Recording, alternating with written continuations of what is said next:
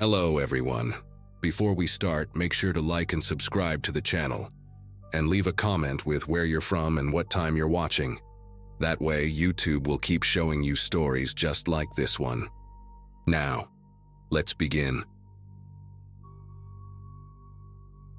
My apartment building on Whitmore Road had always been the kind of place where neighbors actually knew each other.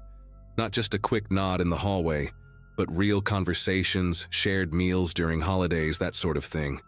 Having turned 34 the previous spring, I had lived in Unit 4B for almost 6 years by December of 2022, long enough to know everyone by name and most of their stories too. The building itself was nothing fancy, a 3-story brick structure built sometime in the 70s, with creaky radiators and windows that let in cold drafts during winter. But the people made it feel like home. We had young couples, a few single professionals like myself working in insurance claims processing, and several elderly residents who had been there for decades. It was the kind of community that felt increasingly rare in a world where most people barely acknowledge their neighbors exist. Dorothy Callahan lived in Unit 2A, right at the bottom of the main stairwell. She was 73 years old, a retired school librarian with silver hair. She always kept pinned up in a loose bun and these thick reading glasses that made her blue eyes look enormous.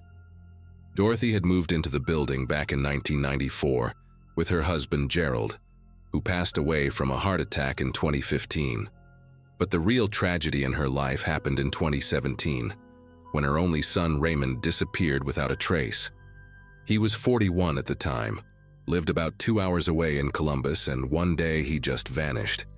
His car was found abandoned at a rest stop off the interstate, keys still in the ignition, wallet on the passenger seat. Police investigated for months but never found him, never found a body, never found any real answers. Dorothy never stopped hoping he would come back, but you could see in her eyes that something inside her had broken the day Raymond went missing. She kept his photograph on her mantle, kept his childhood bedroom items in storage, kept waiting for a phone call that never came. It was my neighbor Vivian from Unit 4A who first came up with the idea for the Christmas surprise. Vivian was a pediatric nurse in her late 40s, one of those people who seem to run entirely on coffee and good intentions. She knocked on my door the second week of December with this excited look on her face, explaining that she wanted to organize something special for Dorothy. The poor woman had been looking more withdrawn than usual lately, barely leaving her apartment, and Vivian thought a gesture from the whole building might lift her spirits during the holidays. The plan was simple. Everyone would wrap a small gift, something thoughtful and personal, and we would leave them all outside Dorothy's door on Christmas Eve night. She would wake up Christmas morning to find a pile of presents from people who cared about her. It sounded sweet, the kind of thing that reminds you humanity is not completely terrible. I agreed immediately and offered to coordinate with the residents on the 3rd floor. By December 23rd, we had collected 17 wrapped gifts from nearly every unit in the building. Some people had bought new things: a soft cashmere scarf, a box of fancy chocolates, a leather-bound journal. Others had gone the homemade route, with knitted mittens and jars of preserves and handwritten cards. I contributed a vintage edition of To Kill a Mockingbird that I found at an antique shop, knowing Dorothy's background as a librarian. We stored everything in Vivian's apartment until the big night, and there was this genuine excitement buzzing through the hallways whenever neighbors passed each other. Even old Mr. Hoffman from 3C, who usually complained about everything and everyone, had contributed a tin of Danish butter cookies. That Christmas Eve, around 11 at night, a small group of us quietly made our way down to the 2nd floor. We arranged all the gifts in a neat semicircle outside Dorothy's door, placed a card on top that read, "From your Whitmore Road family," and tiptoed back upstairs feeling like we had done something genuinely good. I woke up Christmas morning to the sound of screaming, not the startled yelp of someone who dropped something or got surprised. This was a raw, guttural sound that seemed to tear through the walls of the building like it had physical weight. I shot up in bed, my heart hammering against my ribs, and for a few seconds I just sat there trying to process what I was hearing. The clock on my nightstand showed 7:42 in pale green numbers. The screaming continued, rising and falling in waves. And then I heard doors opening in the hallway, footsteps, voices overlapping in confusion. I threw on a sweatshirt and rushed out of my apartment, nearly colliding with Vivian, who had the same panicked expression I must have been wearing. We both knew without saying it, the sound was coming from downstairs, from Dorothy's floor. When we reached the second-floor landing, there were already 4 or 5 neighbors gathered outside Unit 2A. Dorothy's door was wide open, and I could see her sitting on the floor just inside the entrance, surrounded by torn wrapping paper and scattered gifts. She was not screaming anymore, but making this horrible keening sound, rocking back and forth with her arms wrapped around herself. Her face was the color of old chalk, and there were tears streaming down her cheeks in 2 unbroken lines. I pushed past the others and knelt beside her, asking what happened, what was wrong, but she could not form words. She just kept pointing at something on the floor near the welcome mat, a rectangular box about the size of a shoebox, wrapped in plain brown paper with no bow or ribbon. The paper had been ripped open on one side, revealing a white cardboard container underneath. I did not understand at first, could not comprehend why this one package among all the others had reduced her to this state. Then I noticed the smell, faint but unmistakable, something chemical mixed with something organic, and my entire body went rigid with a primal kind of recognition that bypassed rational thought entirely. Vivian was the one who called 911. Her voice was remarkably steady as she gave the address and tried to explain the situation, though I could see her free hand trembling against her thigh. Someone had wrapped a blanket around Dorothy's shoulders, but she did not seem to register it, did not seem to register anything happening around her. I stayed beside her on the floor, not touching the box, not getting any closer to it than I already was. The other neighbors kept asking questions. What is it? What did she see? Should we look inside? But I told them to stay back, told them not to touch anything. I had watched enough true crime documentaries to know that much. The minutes until the paramedics and police arrived felt stretched and distorted, like time itself had gotten stuck in that cramped hallway. I remember staring at the torn brown paper, at the generic white box beneath it, and noticing there was a piece of paper visible through the opening Dorothy had made.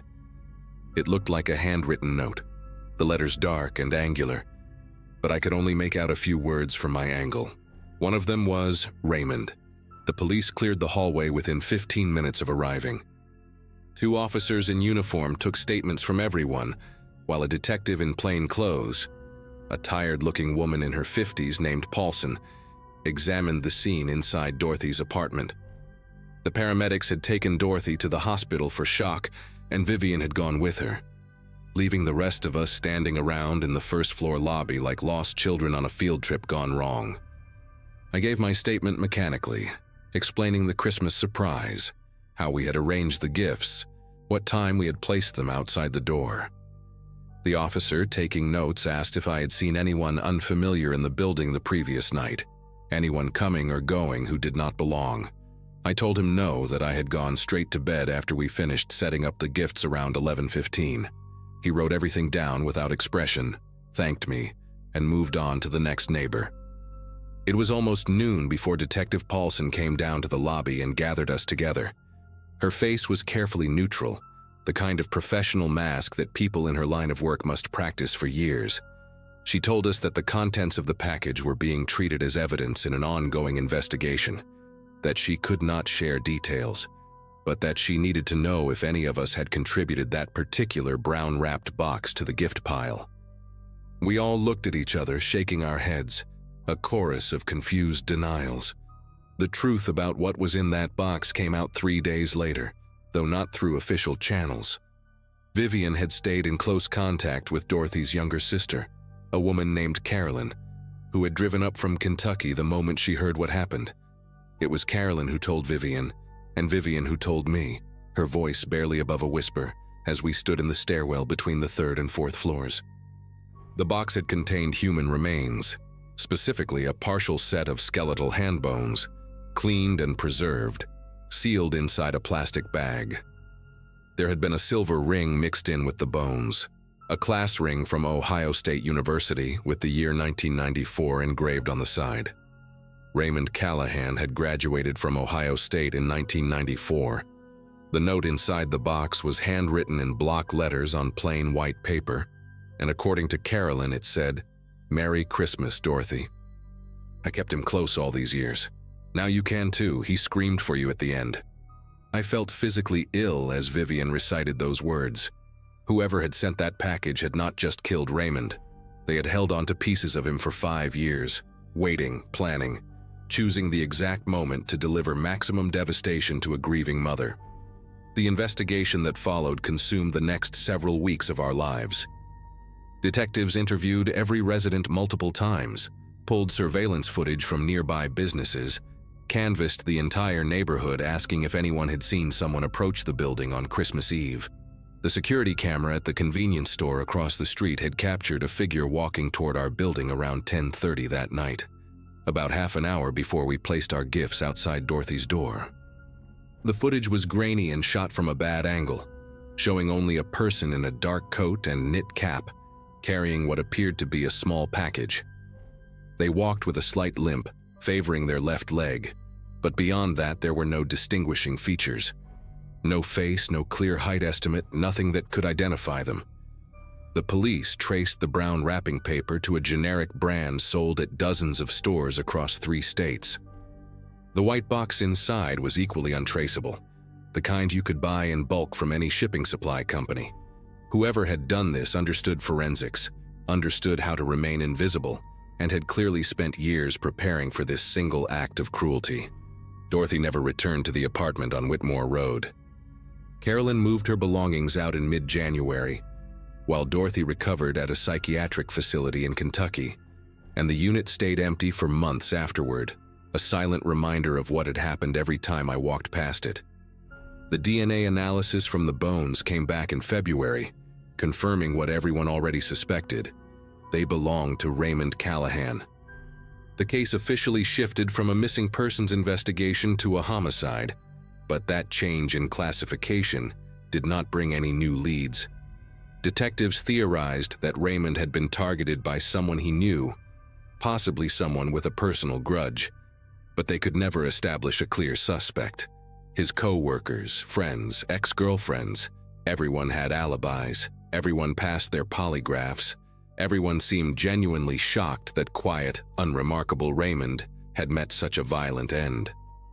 The person with the limp from the surveillance footage became a ghost that haunted the investigation, a phantom that had appeared for 30 seconds on a grainy camera and then dissolved back into the anonymous mass of humanity. By spring, the detectives stopped coming around as frequently. By summer, the case had gone cold.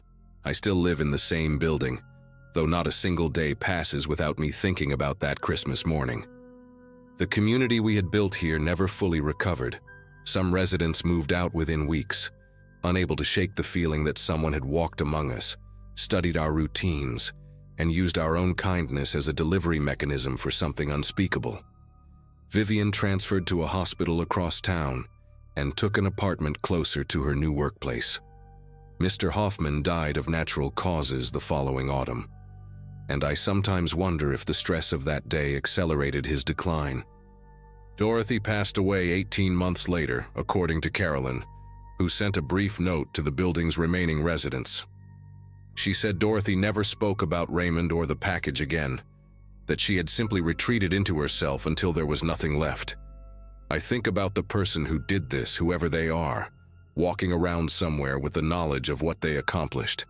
They are probably still alive, still free, maybe even satisfied with the destruction they caused. The police never identified them, never came close as far as I know. And every Christmas Eve, when I see neighbors exchanging gifts and spreading holiday cheer, I find myself scanning the street outside my window, watching for a figure in a dark coat, walking with a slight limp carrying a package meant for someone who will never see it coming.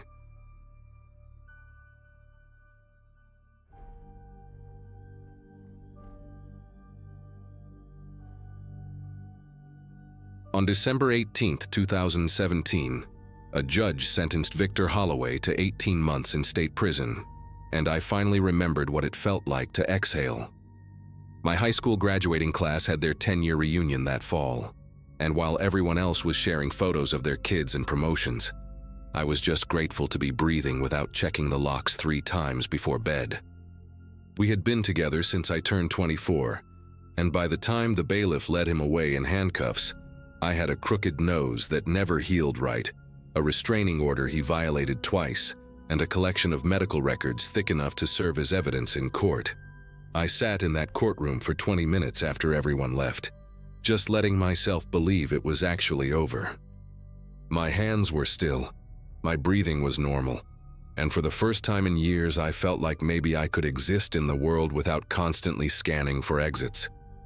7 days until Christmas, and for once, the holiday season did not feel like a minefield. My friend Harper had been my lifeline through all of it. We met working at the same insurance office in Dayton, Ohio, back when my life still made sense. She had moved about 40 minutes north to a small town called Bellefontaine with her husband Greg a couple years prior, and she had been asking me to visit ever since. When she called me 3 days before Christmas and heard that I was planning to spend the holiday alone in my apartment eating frozen lasagna, she practically demanded I come stay with them. They were hosting a small gathering on Christmas night, she said. Just some neighbors and Greg's brother and his wife, nothing fancy. I almost said no out of habit because saying no had become my default setting. But something in her voice made me pause. She reminded me that Victor was locked up, that I deserved to have one normal holiday, that I needed to start rebuilding. So I said yes. I packed a small bag that Friday morning, December 22nd, and drove north through light flurries, telling myself the whole way that this was what healing looked like. Harper and Greg lived in a 2-story colonial on Birch Lane, the kind of house with a wraparound porch and Christmas lights that actually matched. When I pulled into their driveway, Harper came running out in slippers and a cardigan, wrapping me in a hug before I even got my bag out of the trunk. She looked good, healthy, and happy in a way that made me realize how much weight I had lost over the past year. Greg waved from the doorway, holding their golden retriever by the collar so he would not bowl me over. The house smelled like cinnamon and pine, and there was a fire crackling in the living room. For the first 2 days, I did nothing but sleep, eat Harper's cooking, and watch terrible holiday movies on their couch. I did not check the windows. I did not sleep with my phone clutched in my hand. I did not flinch when Greg came around a corner unexpectedly. It felt like borrowing someone else's life, and I was terrified of how much I wanted to keep it. Christmas morning was quiet and slow. Harper made French toast with powdered sugar, and we exchanged small gifts by the tree while snow fell outside. I gave her a scarf I had knitted during all those nights I could not sleep, and she cried a little when she unwrapped it because she knew what those stitches represented. Greg's brother Dennis arrived around noon with his wife Lydia, and they brought enough food to feed a small army. The neighbors started trickling in around 4, a retired couple named the Burks, and a younger woman named Mia who worked at the local library. By 6 o'clock, the house was warm and loud with conversation, and someone had put on a playlist of old Christmas songs that made everything feel golden and safe. I stood in the kitchen helping Lydia arrange appetizers on a platter, and I remember thinking that this was what normal people did. This was what holidays were supposed to feel like. I had almost forgotten. Around 7:30, I stepped out onto the back porch to get some air. The house had gotten warm with all the bodies and the fireplace going, and I needed a moment to myself. The backyard was small and tidy, bordered by a wooden fence that separated it from the neighbors. Snow had been falling steadily all evening, and everything was covered in a thick white blanket that muffled the world. I stood there with my arms wrapped around myself, breathing in the cold and watching my breath turn to fog. From inside, I could hear laughter and the muffled sound of Bing Crosby singing about a white Christmas. I was about to go back in when I noticed movement at the far end of the yard, near the gate that led to the side alley. It was dark back there, the porch light not reaching that far, but I could have sworn I saw a shape.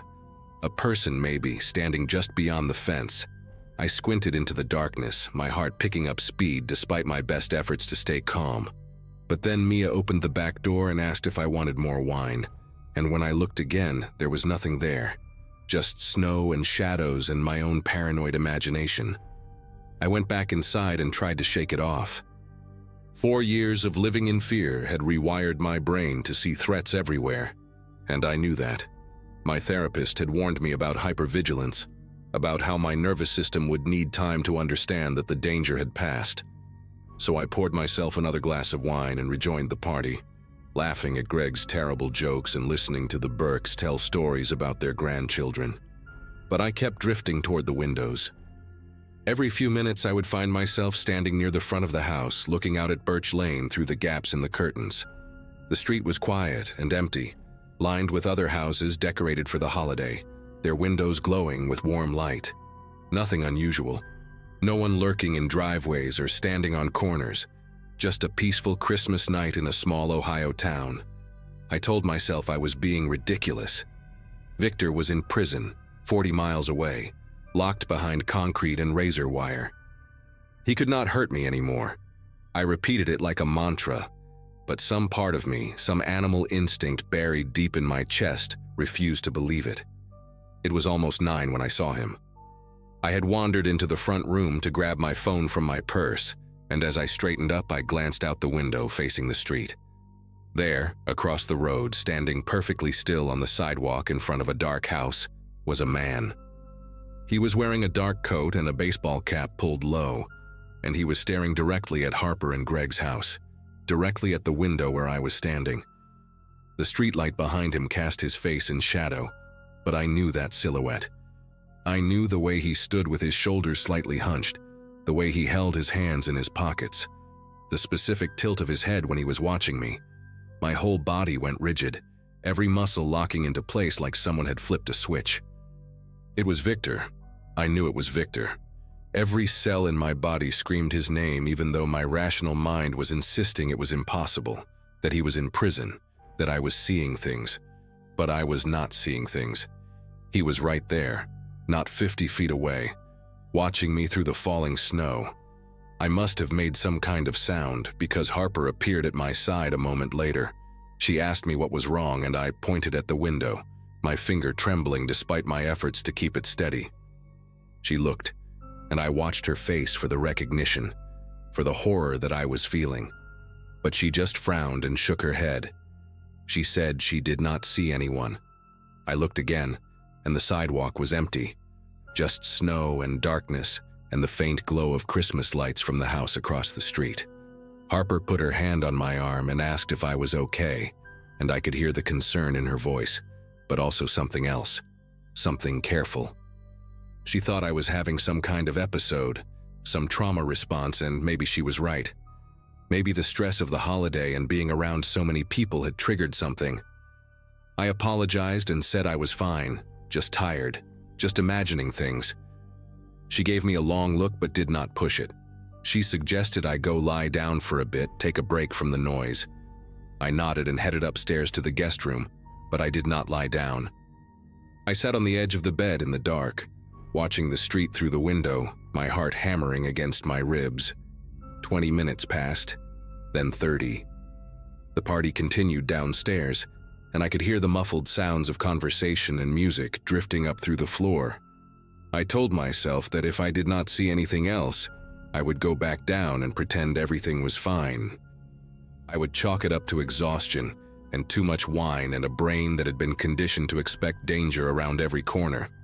But then, at exactly 9:42 according to the clock on the nightstand, I saw him again. He had moved. He was no longer across the street but standing at the edge of Harper's property, right where the driveway met the sidewalk, partially hidden behind the old oak tree in the front yard. The streetlight caught him just enough for me to see that he had taken off his cap. His hair was shorter than I remembered, buzzed close to his skull, and even from this distance I could see he was smiling. Not a normal smile. The kind of smile he used to give me right before things got bad. The kind that said he knew something I did not, that he was enjoying my fear, that he had all the time in the world. I grabbed my phone and called 911. My voice was shaking so badly that the dispatcher asked me to repeat myself 3 times. I told her my ex was outside, that he was supposed to be in prison, that he had a history of violence and I was afraid for my life. She told me to stay inside, stay away from windows, and that officers were on their way. I went downstairs and pulled Harper into the kitchen, away from the other guests. I told her I had called the police, that I had seen Victor again, that he was on the property. Her face went pale, and for the first time she did not look at me like I was fragile or confused. She looked scared.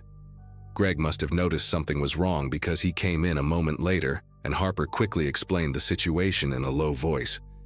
He wanted to go outside and check, but I grabbed his arm and begged him not to. Victor had put 2 men in the hospital before we started dating, something I only found out later, and I could not stand the thought of Greg getting hurt because of me. We turned off the music and quietly told the other guests there was a situation, that the police were coming, that everyone should stay inside and away from the doors. The Burkes looked confused but compliant. Dennis kept asking what was going on, his voice too loud, and Lydia had to shush him. Mia pulled out her phone and started recording the front yard through the window, saying she wanted to get evidence if he showed up again. We all stood there in the living room, the Christmas tree lights blinking cheerfully in the corner, waiting for the sound of sirens. The police arrived in under 10 minutes, 2 cruisers with their lights flashing red and blue against the snow. I watched from the window as 4 officers got out and began searching the property with flashlights, checking behind the oak tree, walking the perimeter of the fence, shining their beams into the alley behind the house. They found footprints in the snow, fresh ones leading from the sidewalk to the oak tree, and then back toward the street, where they disappeared near a set of tire tracks. One of the officers, a woman with short gray hair and a calm, steady voice, came inside to take my statement. I told her everything, starting with who Victor was, and what he had done to me and when he was supposed to have been sentenced. She wrote it all down without interrupting, her expression neutral but not unkind. When I finished, she stepped outside to make a phone call. I could see her through the window, pacing back and forth on the porch, her breath visible in the cold air. She was on the phone for a long time. When she came back in, her face had changed. There was something tight around her eyes, something that looked a lot like anger barely held in check. She asked me to sit down, and I knew before she said anything that I had not been imagining things. She explained it slowly, like she was choosing each word with care. There had been an administrative error at the state facility where Victor was being held. Some kind of mix-up with paperwork related to a holiday release program that was supposed to apply only to non-violent offenders serving sentences under 6 months. Victor did not qualify on either count, but somehow his name had ended up on the list. He had been released on unsupervised leave 3 days earlier, on December 22nd, the same day I drove to Bellefontaine. No one had notified me, because no one had realized the mistake until she called it in. The officer told me they would find him, that every unit in the county was being alerted, that I should stay with my friends and not go back to my apartment in Dayton until they had him in custody. She gave me her card and told me to call if I saw anything else. After the police left, I sat on Harper's couch wrapped in a blanket, unable to stop shivering even though the heat was on. The guests had all gone home. Greg was checking every lock in the house for the 3rd time. Harper sat next to me, holding my hand, not saying anything because there was nothing to say. Victor had tracked me here. He had known exactly where I was, 40 minutes from home, in a town I had never visited before. The officer mentioned later, when she called to update me, that they found a tracking app on his phone when they finally arrested him 2 days later at a gas station outside Columbus. He had installed something on my phone months ago, before the trial, and I had never known. He had been watching me the whole time, even from prison, even on Christmas. I still have the same phone number because the police said changing it would not matter, that men like Victor always find another way. Sometimes I think about that night, about how close he was, about what might have happened if I had stepped outside alone, or if the police had taken longer to arrive. I do not have an answer for why he did not try to come inside. Maybe he was waiting for me to be alone. Maybe he just wanted me to know he could reach me whenever he wanted.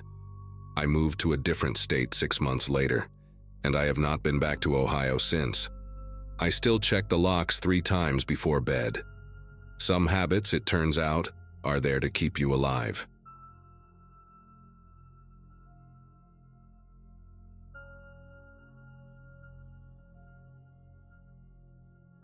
Every year around mid-December, our neighborhood in Ashland, Kentucky puts together a Christmas charity drive at the old community center on Bellefonte Road.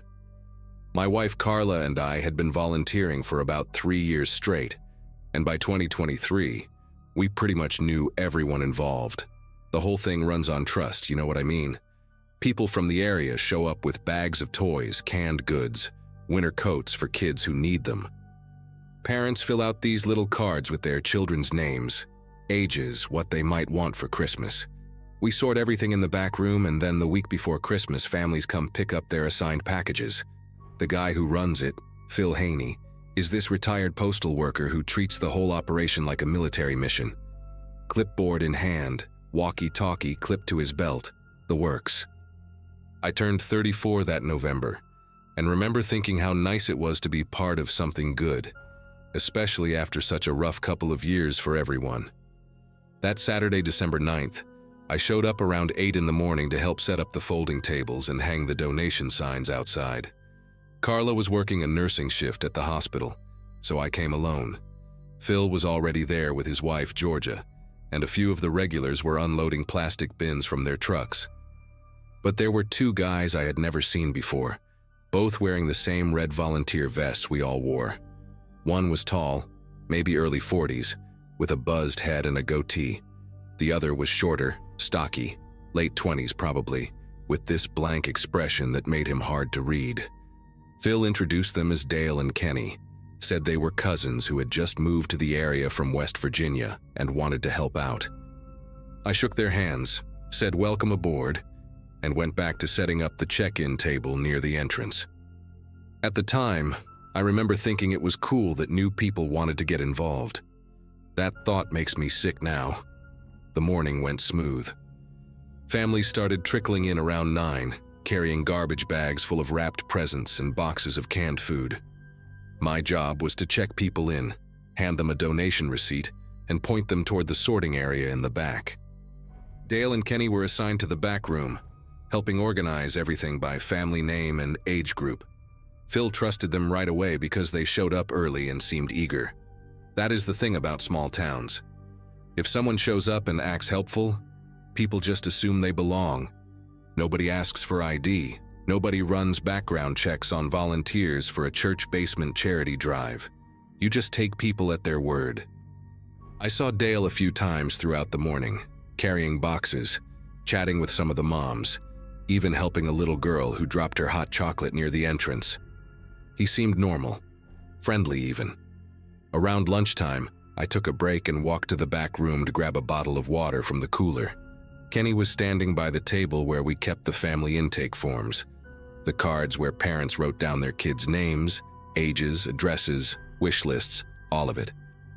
He had a stack of them in his hands and was looking through them slowly, one by one. When he noticed me, he put them down quick and said he was just trying to figure out the sorting system. I told him the forms stay at the front desk with me, that we only use the colored tags in the back. He nodded, apologized, handed me the stack. His fingers were cold when they brushed mine, and he walked away without another word. I did not think much of it then. Maybe he was just confused about the process, but later, when everything came out, I kept replaying that moment. The way he was studying those cards, the way he put them down so fast when I walked in. He was not sorting anything. He was reading. The rest of the day moved fast. By 4 in the afternoon, we had collected enough donations to cover almost 60 families. Phil was thrilled, walking around thanking everyone, taking pictures for the community Facebook page. I noticed Dale in a few of those photos, smiling with his arm around some of the other volunteers. Kenny stayed in the background mostly, helping load boxes into the storage closet where we kept everything until distribution day. Around 5, people started heading home. I was packing up the check-in table when I realized the intake forms were not in the folder where I left them. I searched the table, checked under the chairs, asked Georgia if she had moved them. She had not. I found the folder 10 minutes later, sitting on a shelf in the storage closet, tucked behind a stack of coat donations. I assumed someone had misplaced it during the chaos.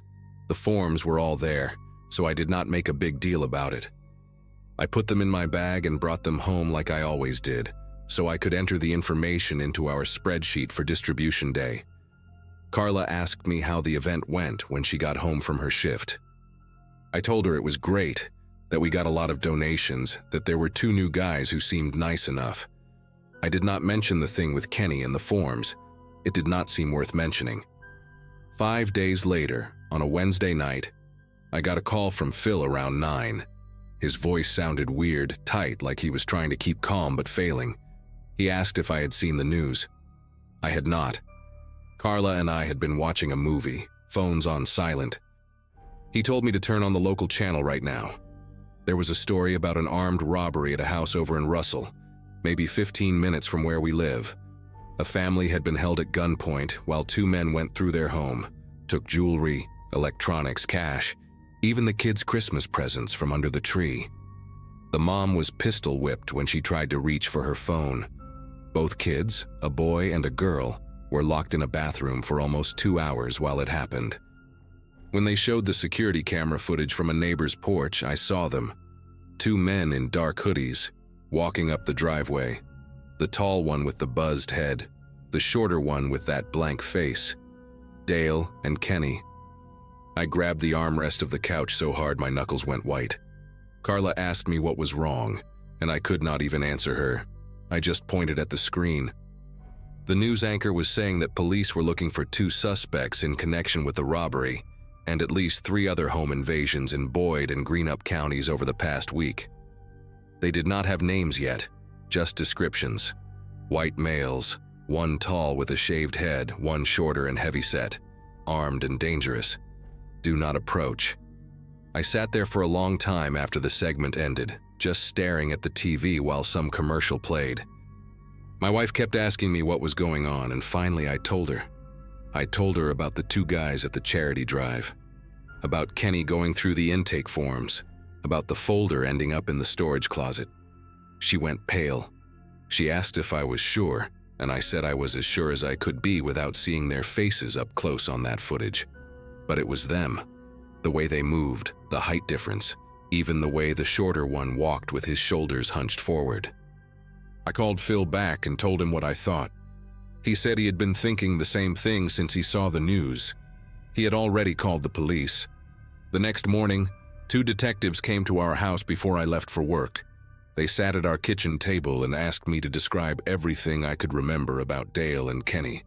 What they looked like, what they said, how they acted, where they spent most of their time during the event. I told them about the forms, about finding Kenny with them, about the folder being moved. One of the detectives, a woman with short gray hair named Booth, wrote everything down without looking up. The other one, a younger guy, asked if we had any photos from the event. I remembered the pictures Phil took for the Facebook page. We pulled them up on my laptop right there at the table. There they were, both of them, smiling in their red volunteer vests like they belonged. Dale had his arm around Georgia in one shot.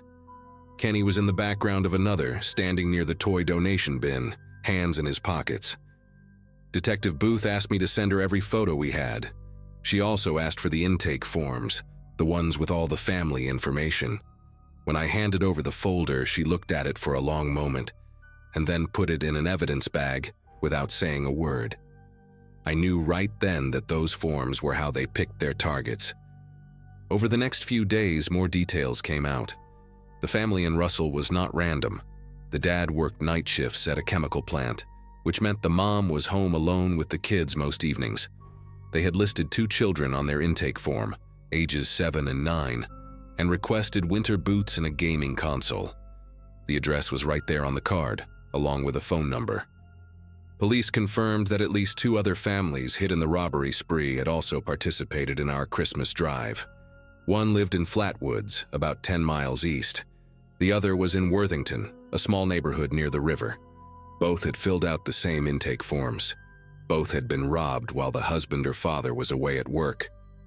The men knew exactly when to strike because the forms asked about household size and work schedules. questions we included so we could coordinate delivery times. We never imagined someone would use that information to figure out when a home would be most vulnerable. I kept thinking about all the hands that touched those forms, all the families who trusted us with their personal details.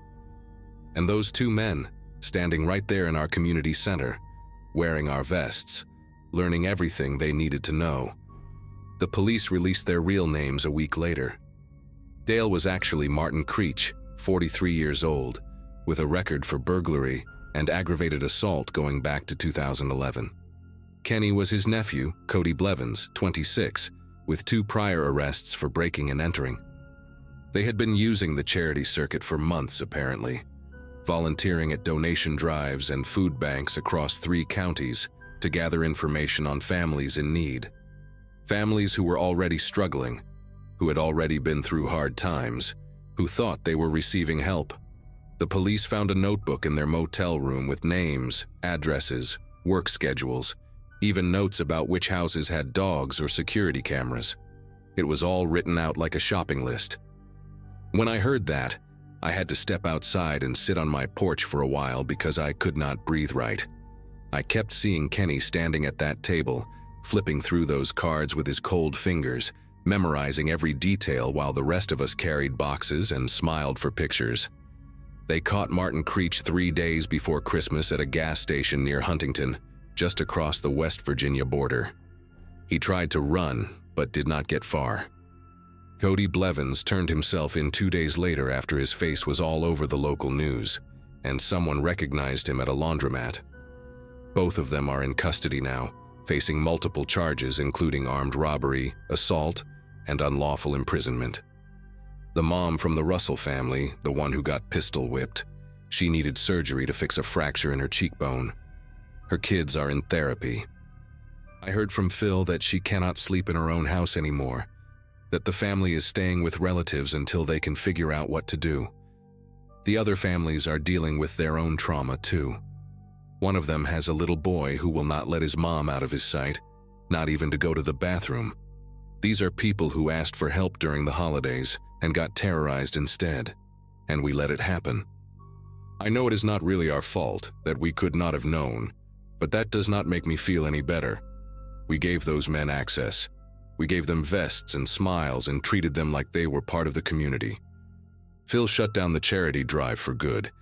He said he cannot do it anymore, that every time he thinks about organizing another event, he feels sick.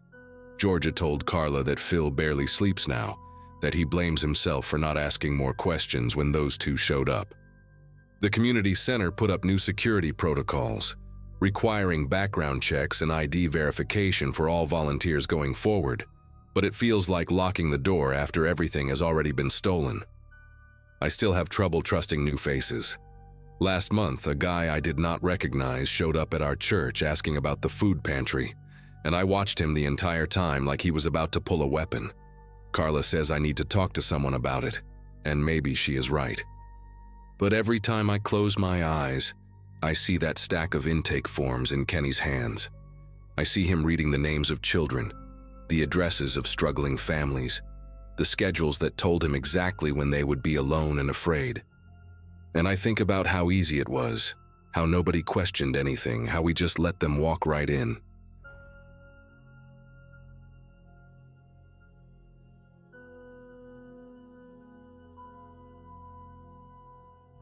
Some memories sit inside you like stones, heavy and permanent, impossible to move even when you desperately want to. For 23 years, I carried one particular memory as if it were made of gold, polishing it every December, bringing it out at family dinners to make everyone smile. My parents, my brother Gavin, aunts and uncles and cousins, they all knew the story by heart. We moved into our apartment on Bleecker Street in New York City, right before the holidays in 1997. A cramped third-floor walk-up with clanking radiators and walls so thin you could hear the neighbors sneeze. My dad worked double shifts at a printing press across town while my mom waitressed at a diner 6 blocks away, and money was tight enough that Gavin and I shared a bedroom with bunk beds pushed against the window overlooking the fire escape. I was 5 that winter, young enough to believe in everything, and Gavin was 9, old enough to pretend he did not believe but still young enough to hope. That apartment was small and drafty, and the hot water never lasted more than 10 minutes. But I loved it because of what happened on Christmas Eve. Gavin shook me awake sometime after midnight, his hand clamped over my mouth so I would not make noise. I remember the feeling of his fingers cold against my lips, the way his eyes were wide and shining in the dim light from the street outside. He pulled me out of my bottom bunk and dragged me to the window, pointing at something on the fire escape with a trembling finger. When I looked through the frosted glass, my heart nearly exploded out of my chest. There was a man climbing down from the 4th floor, dressed in a full Santa Claus suit, red and white with black boots and everything. He moved carefully on the metal grating, one hand gripping the railing, and when he turned his head and saw us watching through the window, he stopped. I remember every detail of that moment with perfect clarity, the way the cold radiated off the glass, the sound of Gavin breathing fast beside me, the distant wail of a siren somewhere in the city. Santa looked right at us and smiled beneath his fake white beard.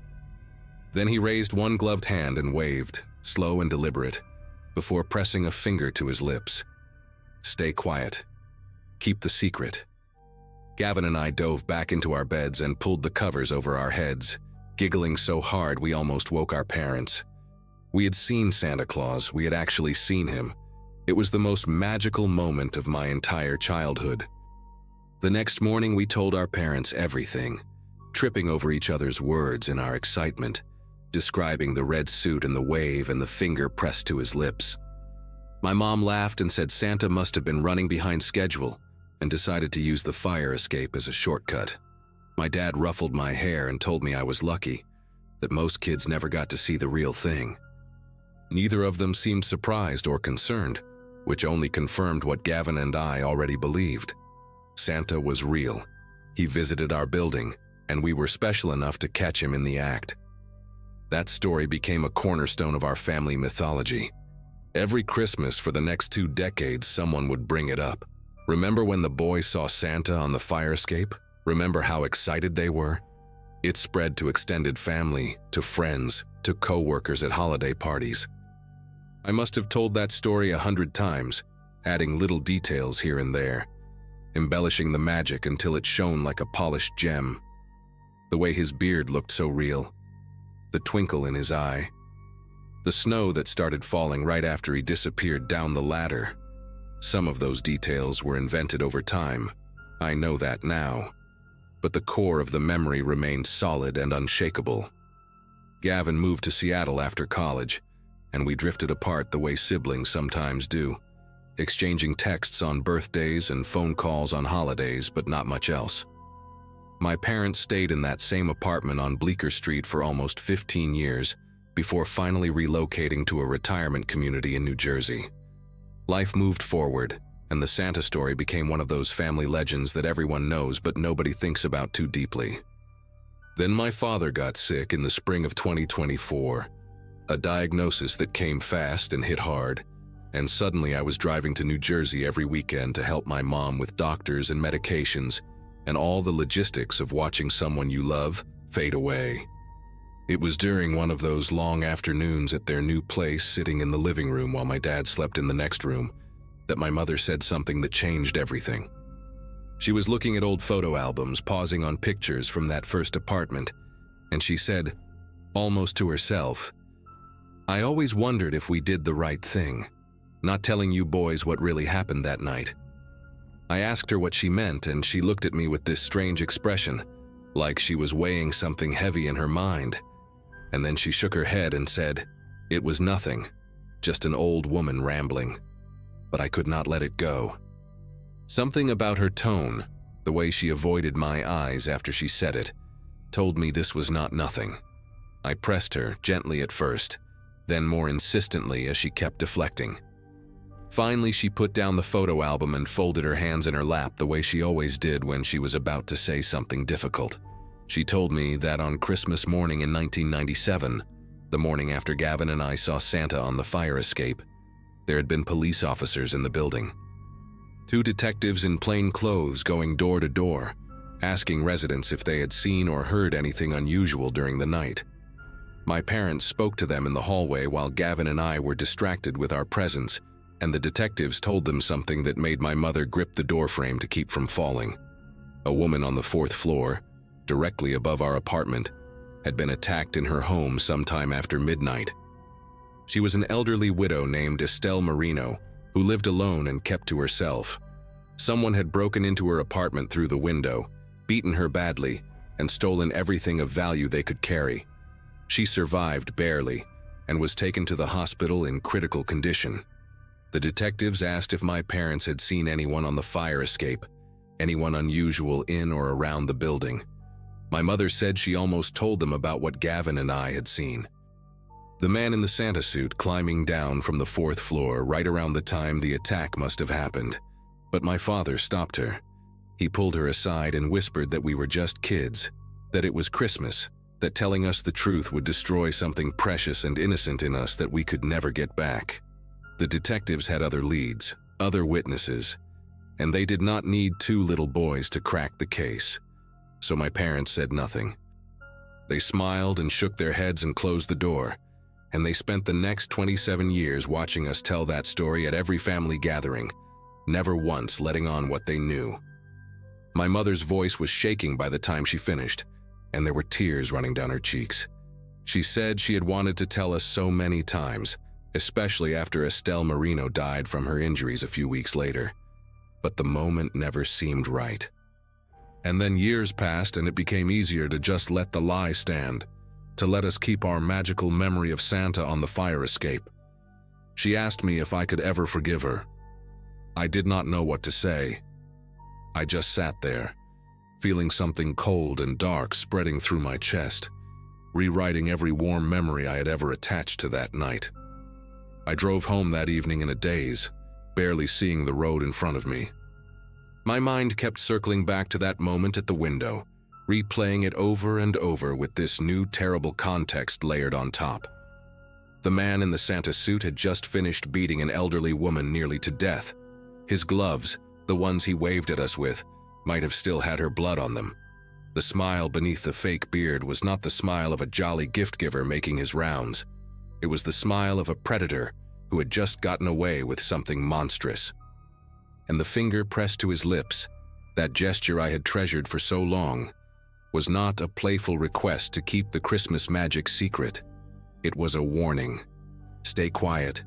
Do not tell anyone what you saw. 2 little boys in their pajamas, witnesses to his escape, and he had silenced us with nothing more than a wave and a smile. The thought made me pull over to the side of the highway and sit there for a long time, gripping the steering wheel, trying to breathe through the tightness in my chest. When I got home, I called Gavin in Seattle and told him everything. There was a long silence on the other end of the line after I finished, and then he said something that made my throat close up. He said he had always known on some level that something was wrong about that night. He was 9 years old enough to notice things I was too young to catch. He remembered hearing strange sounds from the floor above us earlier that evening, thumping and scraping that he assumed was just the neighbors moving furniture.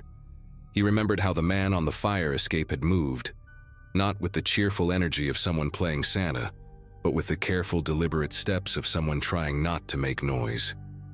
And he remembered the look in the man's eyes when he spotted us at the window, that split second before the smile appeared, when there was something else there entirely. Gavin said he had buried all of that because the alternative explanation was too good to question. Santa Claus, real and magical, right outside our window. What kid would choose to see anything else? But now, with the truth finally spoken out loud, all those buried details were rising to the surface like bodies in a lake. I spent the next few weeks researching everything I could find about Estelle Marino and what happened to her. The internet did not have much, but I found some old newspaper archives through the public library that mentioned the case. She was 73 years old, a retired seamstress who had lived in that building for over 40 years.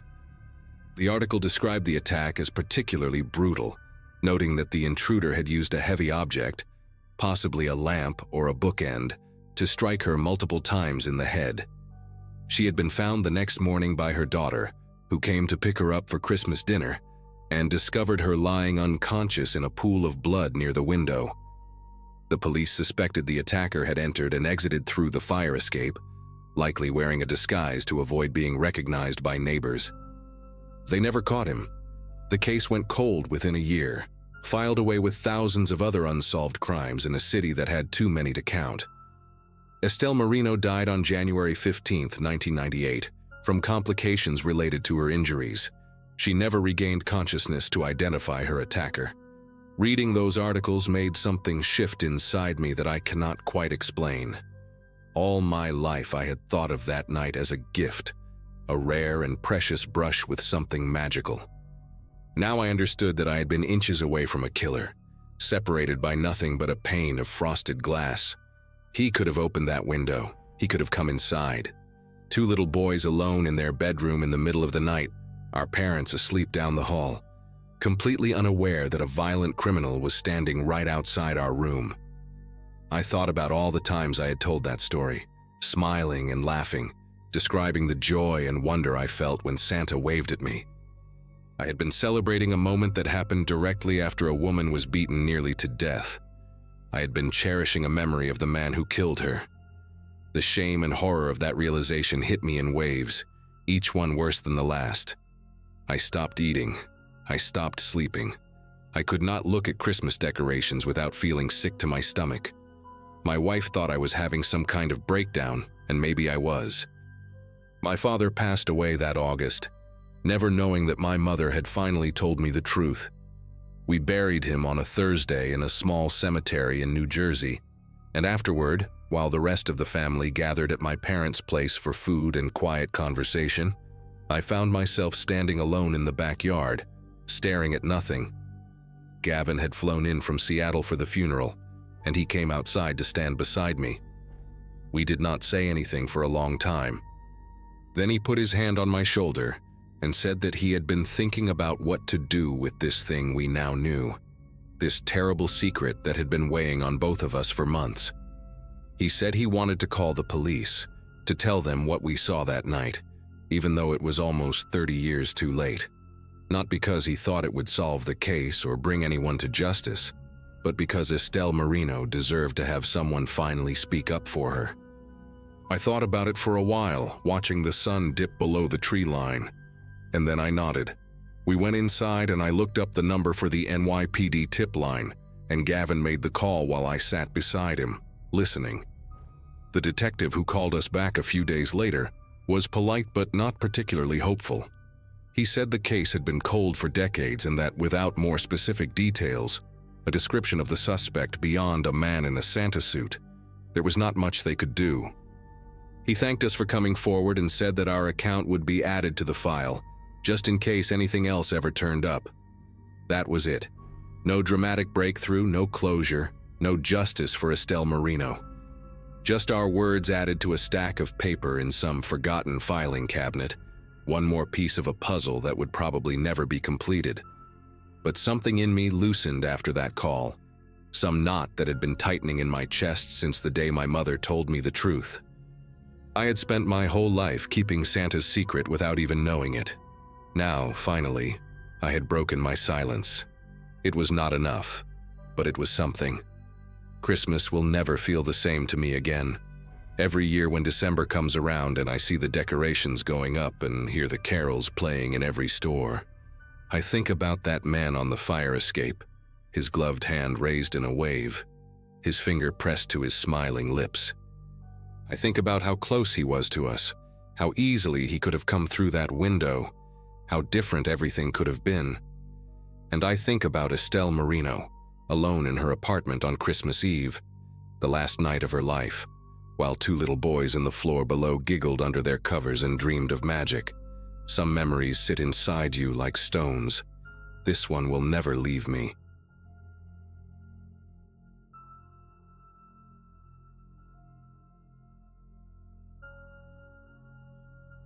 Hannah was triple-checking the thermostat when I spotted him through the living room window. A guy in a full Santa Claus costume, walking down our sidewalk with a big red velvet bag over his shoulder. waving at neighbors like he owned the place. We live in this quiet subdivision outside Charlotte, North Carolina, the kind of neighborhood where people still put up inflatable snowmen and string lights along their gutters every year. My wife and I were about to hit the road for her parents' house in South Carolina, a 5-hour drive we made every Christmas since we got married. I had turned 34 that October, and after 6 years of making that trip, the routine was pretty much automatic by then. Pack the car, set the timers on the lights, adjust the heat, lock up, and go. That Saturday morning, 2 days before Christmas Eve, everything felt normal. The sun was bright, the frost was melting off the grass, and Santa was making his rounds. He looked completely authentic, and I mean that. Red suit with white fur trim, shiny black boots, a thick white beard that could have been real for all I knew. He had a friendly face, the kind of guy who looked like he genuinely enjoyed playing the part.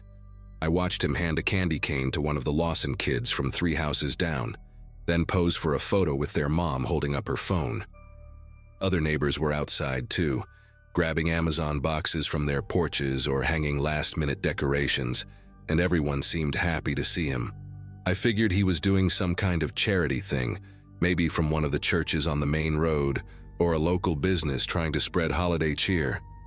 Hannah joined me at the window and smiled, saying it was nice to see people still doing stuff like that. We stood there for maybe a minute, watching him move down the street, completely oblivious to what he was actually doing. He made his way to our house about 10 minutes later. I was in the garage loading a cooler into the trunk when I heard the jingling. He had actual bells attached to his belt, which I thought was a nice touch at the time. I stepped out and he gave me this big, warm smile, held out a candy cane and said something like, "Merry Christmas, neighbor," in a deep, friendly voice. We ended up chatting for a few minutes right there in the driveway. He asked if we were heading out for the holidays, and I told him, yeah, driving down to see family for the week. He nodded and said half the street seemed to be doing the same thing, that it was nice to see people still making the effort to be together for Christmas. I remember thinking what a genuine guy he seemed to be. He asked about the drive, how long it would take, when we were planning to leave. I answered every single question without a second thought. Then he pointed at the Ring doorbell camera mounted next to our front door and made a joke about it. Said something about how those things must drive people crazy with all the notifications, especially around the holidays with all the delivery trucks coming and going. I laughed and told him he was right, that I usually turned off the motion alerts when we traveled, because otherwise my phone would blow up every time a squirrel ran across the porch. He chuckled at that and said it made sense, that there was no point in getting notifications you could not do anything about anyway. I even mentioned that our neighbors, the Mendozas next door, had the same system and probably did the same thing. He thanked me for the chat, wished me safe travels, and moved on to the next house. I went back inside feeling good, thinking about how nice it was to live in a neighborhood where people still looked out for each other. I had just handed a stranger a complete blueprint of our security vulnerabilities. We left for South Carolina around noon that day. The drive was uneventful. Hannah slept for most of it, and we arrived at her parents' house just before dark. Christmas Eve and Christmas Day were great, exactly what you would expect. Good food, her mom's homemade pie, her dad complaining about football, the whole routine. I barely thought about the house back in Charlotte. I checked the Ring app once or twice out of habit, but like I told Santa, I had turned off the motion alerts so there was nothing to see. Just a still image of our empty porch with the wreath on the door. We were supposed to drive back on the 27th, but Hannah's mom convinced us to stay an extra day, so we did not leave until the morning of the 28th. I remember feeling relaxed on the drive home, thinking about how nice it was to disconnect for a few days. That feeling lasted until we turned onto our street. The first thing I noticed was the Mendoza's front door standing wide open. It was maybe 40 degrees outside, way too cold to have your door open like that. Then I saw Phil Mendoza standing in his driveway talking to a police officer, his wife Carmen sitting on the porch steps with her head in her hands. My stomach tightened. I pulled into our driveway and got out, and that is when I saw our front door. It was closed, but the frame around the lock was cracked and splintered, the wood pushed inward like someone had forced it open.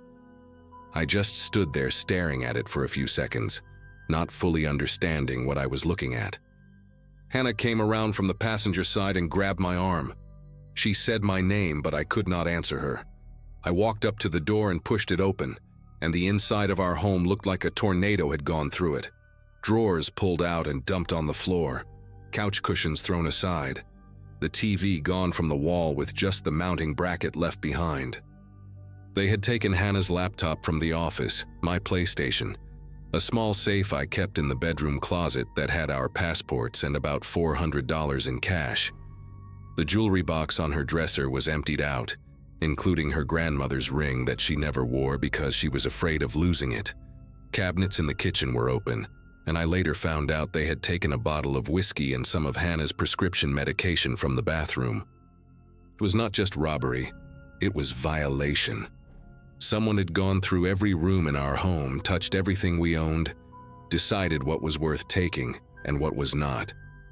Hannah started crying in the hallway, and I remember feeling this weird numbness, like my brain could not fully process what I was seeing. I called 911 and a patrol car showed up about 20 minutes later, but by then I had already talked to Phil next door and learned that we were not the only ones. The 7 houses on our street got hit that week. 7. The Mendozas, us, the Lawsons down the block, an older couple named the Burks on the corner, and 3 other families whose names I did not even know at the time. The pattern was obvious once the police started putting it together. Every single house that got broken into belonged to someone who had been away for Christmas. Every single one had told the guy in the Santa suit about their travel plans.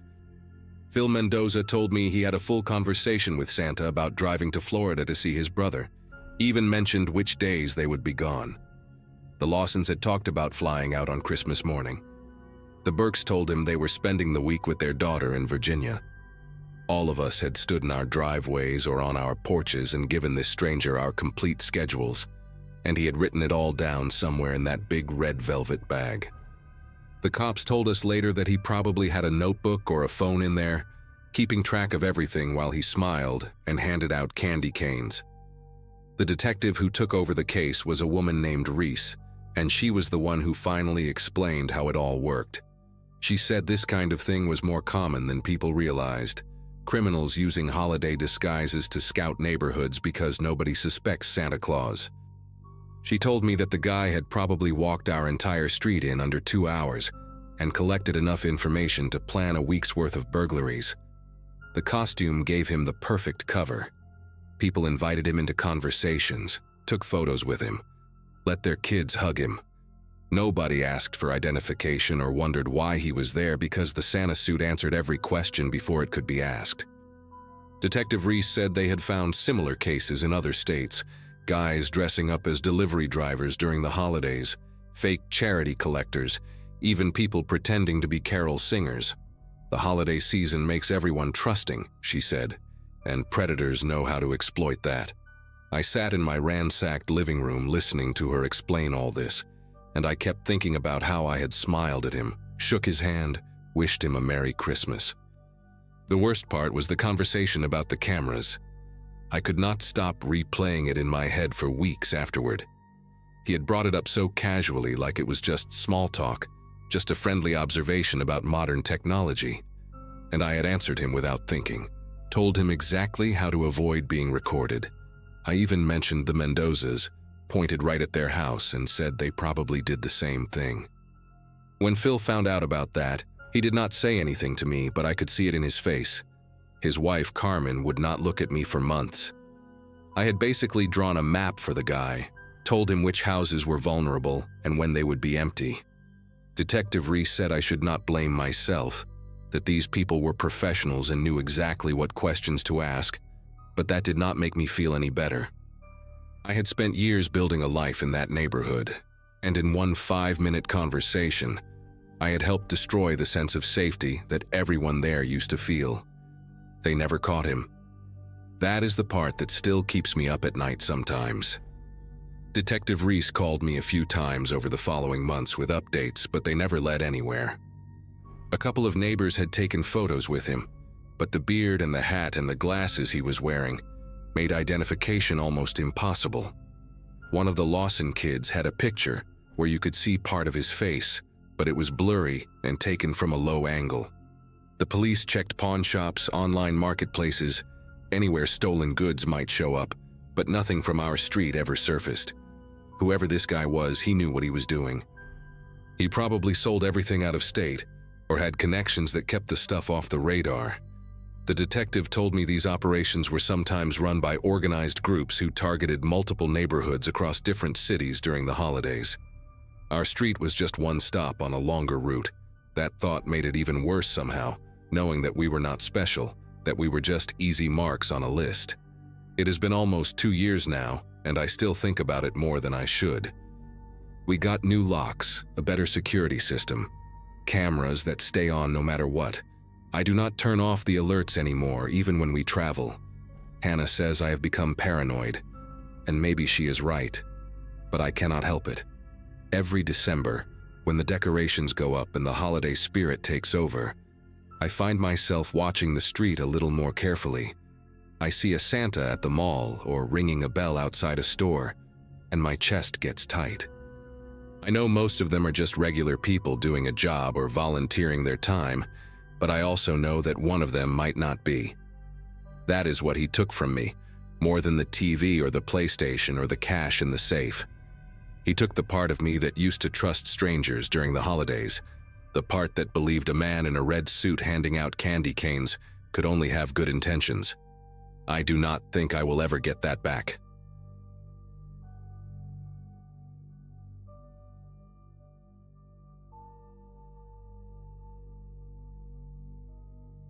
Christmas of 2024 marked the first time I hosted my entire family at my own house. After spending most of my 20s grinding through nursing school and then clocking endless 12-hour shifts at St. Francis Hospital in Portland, I had finally reached a point where life felt stable. My husband Victor and I had bought our first house 6 months earlier, a beautiful 2-story Craftsman on Birchwood Lane, and inviting everyone over for Christmas Eve dinner felt like a rite of passage. My parents drove up from California. My younger brother Mateo brought his new girlfriend, and my aunt and uncle came with their 3 kids. The house was packed with 17 people total, and the chaos was exactly what I had dreamed about when we signed those mortgage papers. I remember standing in the kitchen that afternoon, watching everyone laugh and argue about the best way to season the ham, feeling like I had finally made it. The evening was loud in the best possible way. My uncle had set up a speaker system in the backyard, blasting a mix of Latin Christmas music that had the kids dancing on the patio. Victor was in charge of the grill, turning over carne asada while my dad supervised with a beer in hand and unsolicited advice on his lips. Inside, the TV was playing a holiday movie that nobody was watching, and the kitchen radio competed with its own stream of carols. Fireworks had started early in our neighborhood. Our neighbors on both sides were the type to begin celebrations at sundown, and the constant pop and crackle of explosions had become background noise. I did not mind the symphony of sounds. It felt festive, alive, like our little house had a heartbeat. What I did not realize then was how effectively all that noise would mask everything else. Around 8 in the evening, after we had finished the main course and everyone was scattered between the kitchen and the backyard picking at leftovers, I decided to stay behind in the living room to clean up. Plates were stacked on the coffee table, napkins crumpled on the couch, and someone had spilled red wine on the armrest of my favorite chair. I told Victor I would handle it while he kept the guests entertained. The living room sat at the front of the house, separated from the kitchen by a long hallway, and with the back door open for people to flow in and out, I could barely hear the conversations happening just 50 feet away. I had my own music playing on my phone, a podcast actually, some true crime thing I had been binging, and I moved methodically through the mess, grateful for a few minutes of quiet productivity. The front windows faced the street, and every few seconds the sky would light up pink or green from the neighbors' fireworks. I must have been cleaning for about 20 minutes when I realized I needed extra blankets. The temperature had dropped significantly, and my aunt had mentioned that the kids were getting cold on the patio. We kept spare blankets in the upstairs hallway closet, so I paused my podcast, set down the trash bag I had been filling, and headed for the stairs. Our staircase was one of those old wooden ones that creaked with every step, and I remember thinking how much I loved that sound. It gave the house character. I climbed slowly, my legs tired from standing all day, and reached the second-floor landing. The hallway was dim, lit only by the faint glow coming from the bathroom nightlight we always left on. But as I turned toward the closet, I noticed something that made me stop mid-step. The door to our guest bedroom was open, and the light inside was on. I distinctly remembered closing that door and turning off that light before the guests arrived because I had tossed some gift-wrapping supplies in there that I did not want anyone to see. I stood there for a moment trying to rationalize it. Maybe one of the kids had wandered upstairs to explore. Maybe Victor had come up for something and forgot to turn the light off. It was a reasonable explanation, and I almost accepted it without question. But something kept me rooted to that spot in the hallway, a feeling I could not quite name. It was not fear, not yet. More like the sensation you get when you walk into a room and forget why you came in. A subtle wrongness. I took a breath and walked toward the guest bedroom, pushing the door open wider. The room looked mostly normal. The bed was made, the curtains were drawn, and the gift bags I had hidden were still sitting in the corner by the dresser. But then I noticed the closet. The sliding door was open about 6 inches, and I knew with absolute certainty that I had left it closed. I always left closet doors closed. It was one of those small habits that had followed me since childhood. Something about open closet doors at night that had always unsettled me.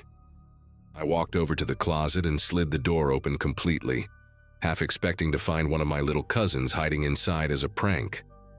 But it was empty, just hanging clothes, some storage boxes on the shelf above, and the faint smell of the cedar blocks I kept in there to ward off moths. I let out a breath I did not realize I had been holding and told myself I was being ridiculous. Old houses settle, doors drift open, kids mess with things.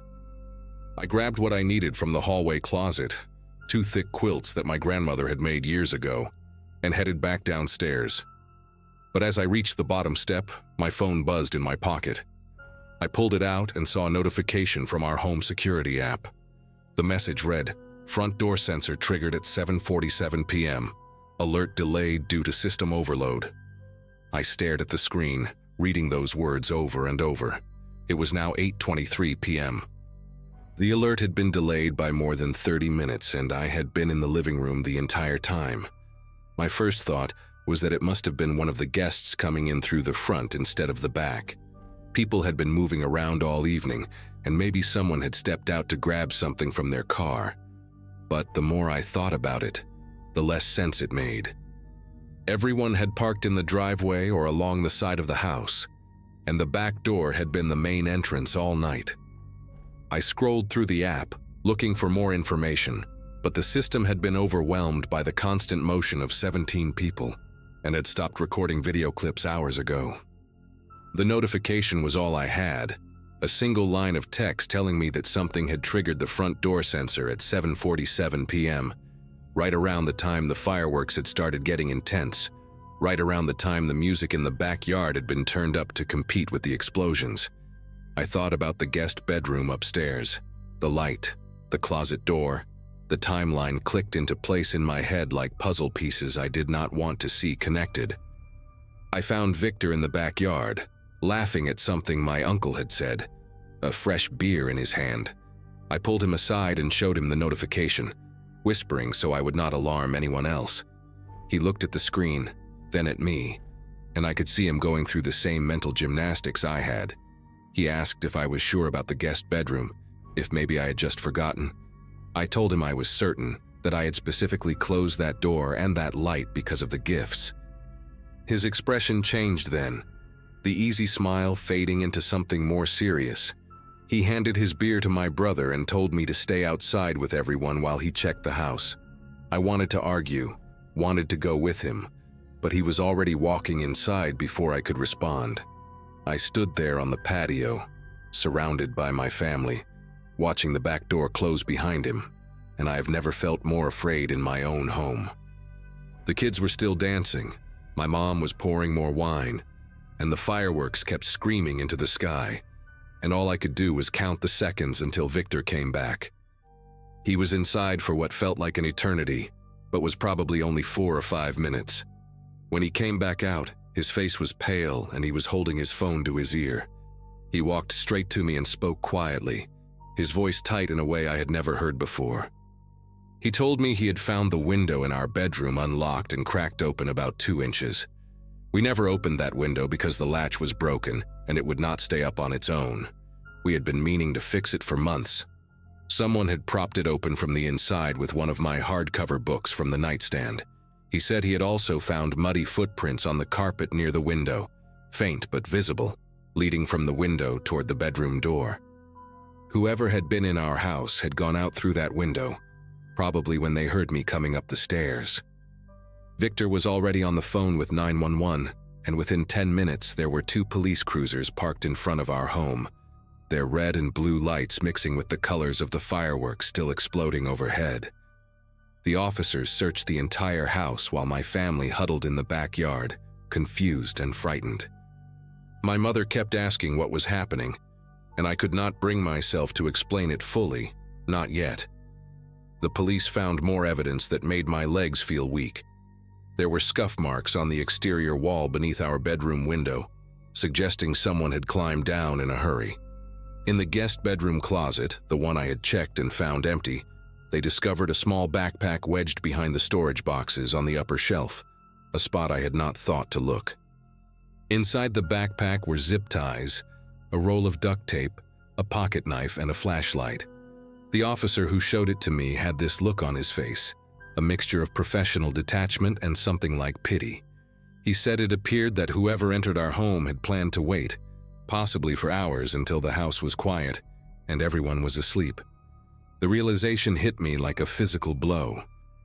While I had been cleaning wine stains off my furniture, someone had been hiding 15 feet above my head, listening to my podcast playing through my phone, waiting. The investigation that followed revealed something even more disturbing. Over the next few weeks, detectives connected our case to a string of similar incidents across the Portland metro area. A group of 3 men had been targeting homes specifically on Christmas Eve, taking advantage of the noise, the distractions, and the predictable patterns of holiday gatherings. They would scout neighborhoods in the days leading up to the holiday, looking for houses with large families arriving, multiple cars in driveways, and signs of outdoor celebrations. Their method was always the same: enter through an unlocked door or window during the loudest part of the evening, hide somewhere inside the home, and wait until the early hours of the morning when everyone was asleep. The police told us they had successfully burglarized at least 6 homes that way over the previous 2 years, and in 2 of those cases, the homeowners had woken up during the robbery and been physically assaulted. We were lucky, the detective said. The fact that I had gone upstairs when I did, that I had noticed the light and the closet door, had likely scared him off before he could settle in for the night. They caught all 3 of them in February after a neighbor's security camera captured their faces during another attempted break-in. I still live in that house on Birchwood Lane. Victor and I talked about moving, but in the end, we decided we would not let what happened take our home from us. We replaced every window latch, installed a better security system with backup alerts, and added motion sensor lights to every corner of the property. My family still comes over for holidays, though now we keep the music a little lower, and I find myself checking every room more times than I probably need to. Sometimes late at night, I think about how close it all came to being different. I think about what would have happened if I had not needed those blankets, if I had just stayed downstairs cleaning until everyone went to bed. I think about that backpack with the zip ties and the duct tape, and I think about the man who packed those items, who waited in my closet in the dark, listening to my footsteps below. Christmas Eve still makes me nervous in a way it never did before. I light candles, I play music, I watch my nieces and nephews run around the backyard, but part of me is always listening now, always checking the shadows, always aware that safety is something you can never fully guarantee, no matter how many people are in the room with you.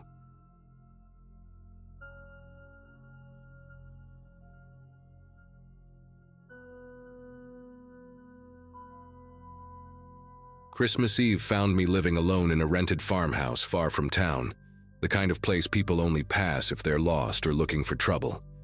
At that point in my life, isolation felt safer than company, and I'd chosen that house because the nearest neighbor was almost a mile away. Work had slowed down for the holidays, so the plan was simple: heat up leftovers, keep the lights low, and let the night pass quietly. Snow hadn't fallen yet, but the cold sat heavy in the air, pressing against the walls like a weight. The wind kept pushing through the trees, making the porch creak in a way I'd learned to ignore. I remember standing at the sink, rinsing a mug, thinking how silent everything felt for a night that was supposed to be warm and full. The radio hummed softly in the background, some old holiday song distorted by static. That quiet, ordinary moment is burned into my memory now.